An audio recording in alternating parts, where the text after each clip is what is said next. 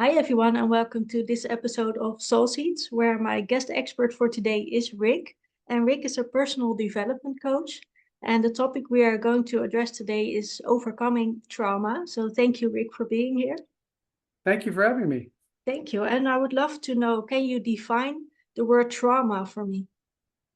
Yeah, trauma is actually an unusual experience which can be either acute or chronic, and it Mm, results in emotional change. And those types of things are dependent on what it is and how long they last. This could be anxiety, anger, obviously frustration, depression, a sense of apathy, and essentially primal emotions, lower level negative emotions, mm, which can occur as a result of this. And if this is an acute incident, for example, something happened in our life where it was a one-time event. Maybe you broke mm, up with a relationship, or maybe you got fired, mm, as opposed to something which is more chronic. And that type of trauma often occurs in childhood, where there's some mm, sort of abuse or neglect, or those types of things. It can also occur when there's a major incident where there could be an accident, for example, or a mm, major illness which goes on for a while. Those type of things tend to reset the personality, mm, and where people actually not only experience those emotions, but tend to actually live there, and they become part of their subconscious mm. program. It becomes part of their character. Yes, absolutely. Mm. And when we think of the word trauma, we tend to think of the bigger things, as you said, like the illnesses or the Right. tragedies, accidents. But what are some of the smaller things you can also define as trauma? Yes, that's absolutely correct. And I think that happens with pretty much everybody as you go through the life cycle. You're going to experience something happening. There's going to be a loss of someone a loved one in your life, or a friend. Mm. Mm. There's going to be maybe an issue with a job. People either leave jobs, or there could be a financial problem in their life where they lose a lot of things. And it could be a breakup of a relationship. It could be a divorce. Those types Mm. of things are also traumatic events. And all those essentially are one time, they kind of are tied into, it could Mm. be something chronic depending on what happens after that. Mm. And how can we create like a safe space for ourselves where we can overcome Yeah, or start to even to yeah. heal this process? Yeah, one thing I want to mention is I've experienced this a lot in my life. So Mhm. I could speak to trauma very well. When I was younger, I won't go into the details, but when I was young, I almost died. I had a Mm. very bad illness, intestinal illness, where I was in a hospital at one time for 3 months Mm. and was unable to get rid of it. And finally, after multiple surgeries, we did it. But that was actually a very severe traumatic event. And what that did for me, to me, is at the time I wasn't quite aware, was I was really set into a high level of anxiety, depression, Mhm. anger, frustration. And how I knew that, you don't only have the emotions, but you have what's playing out in your life.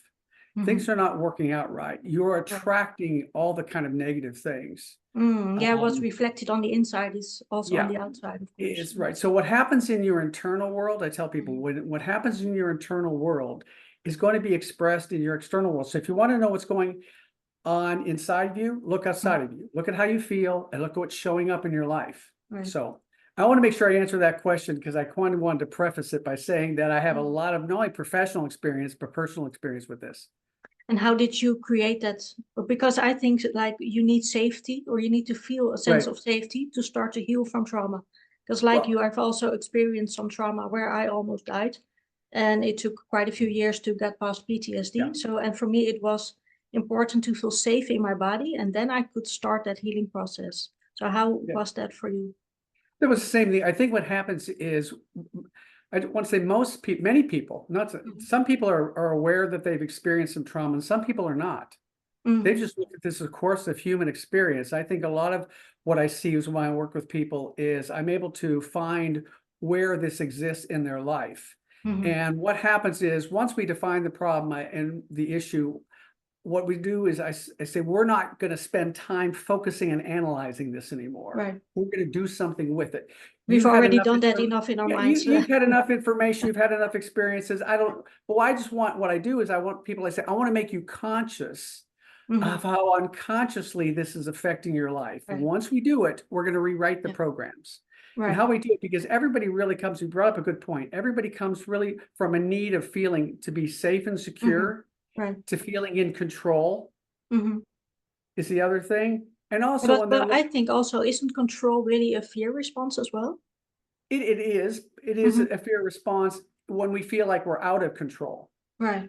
And I think that that's oftentimes where people are experiencing this kind of trauma. They feel like either one or two things: I can't control anything in my life. Life happens to me. This is where Right. the victim mentality kind of sets in, hmm and we kind of look at that, make you aware of that exists, and then hmm as a result of that, then we could actually do something with it. Right. And actually looking at how you can feel. I think the other thing we look at is not only just a feeling of feeling safe and secure hmm and feeling a sense of control, but also feeling a sense of worthiness about myself, my Right. own self-value.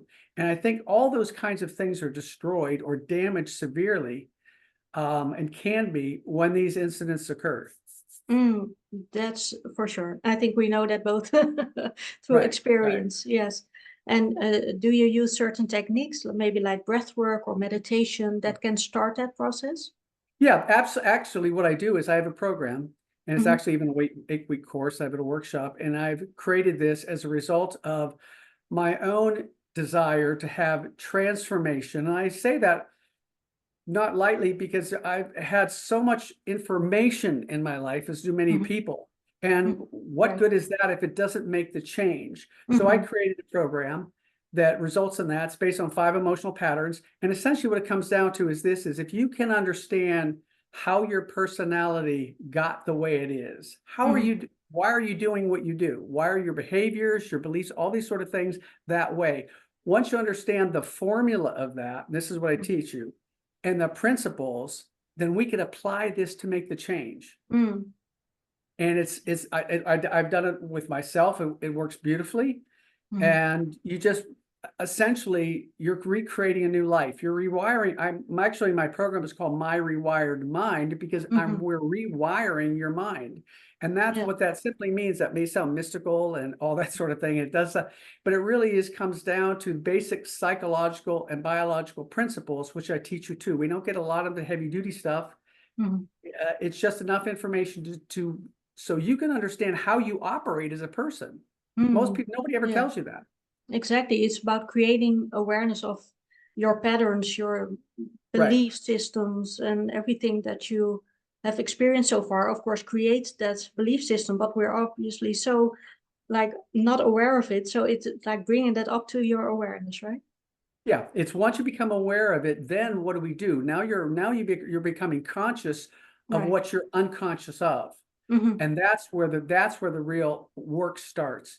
And what Yeah. happens is that I rewrite the programs. Now, what that simply means is we're looking into your thoughts and your belief system. Most people talk about mindset, and that's very hmm limited, because Right. although that's very powerful and thoughts are very powerful, we hmm forget the emotional component. Right. Those things are tied together. And once you understand those and look at how they work and put them in the right alignment, then hmm life changes.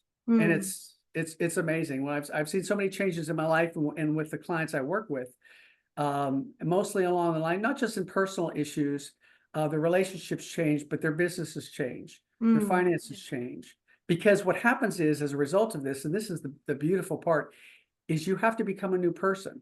hmm Yeah. Oh, you have And to shed the you old have to self, shed the old basically. skin, and you have to hmm become a new one, and Yeah. walk you through the steps on how to do it. I've done it, others have done it, hmm and it's just a fantastic journey and experience as you go through it. And how important is it to incorporate like somatic experiences to involve your body into that whole mindset change? Well, that's exactly what it is, because we hmm can't, if you think of it, the mind is the brain is the language of thoughts. The mind is the hmm language of thoughts, your thinking components. hmm But the body is really the connection of your feelings. So what happens is those two are often not in alignment. They're usually scattered in different hmm directions. And what I see people often doing is going after one thing, what they think, but they feel another way. Right, And they're not even aware of it. Most often right. where I see this, it's extremely common. hmm And so what I've taught myself too is I'm very, very conscious of how I think and how I feel. hmm And when I know it's not in alignment and I put it back into alignment, then things change. Because why is that so important? Why do I mention alignment? Mhm. What is that? That is actually functioning at your higher self, because Mhm. everything we do in life is for one reason: to be happy, to feel Mhm. good. So every desire we have in our relationships, our work, our career, finances, ourselves as a person, physical, mental, is to feel good. Mhm. So how we attract anything is we have to align in those higher emotions. Right. But to do that, you first of all got to be conscious of it. Mhm. And then when you're conscious of it, we create a program that actually starts to go into like autopilot. Mhm. Almost much like when you first learn to drive, you're constantly looking at what you're doing. But Right. now when you get in the car, do you ever think of it? Mm. It's No. no, well, I don't have a driver's license, so Oh, that oh, well, I mean, for most people who do that or do anything, right. I mean, you do Yeah. anything, you kind of lose consciousness of that program. And that's Right. good if it's a good program that is serving you. And Exactly. this is what I teach. Let's change that program to one that actually becomes more on autopilot. And that takes awareness and practice. But first of all, what to do. Alignment in autopilot. I like that idea. Yeah, it Well, works. thank you so much. Thank you so much, Rick, for today. Thank you. Yeah, I just want to make sure if anybody wants to know more, my website is My Rewired Mind. It's MY, the word my, and then rewired, REWIRED plural, My Mhm. Rewired Mind, MIND.com. Be happy to give you some more information, and if you want to talk, be happy to do that too. Thank you. Thanks for having me.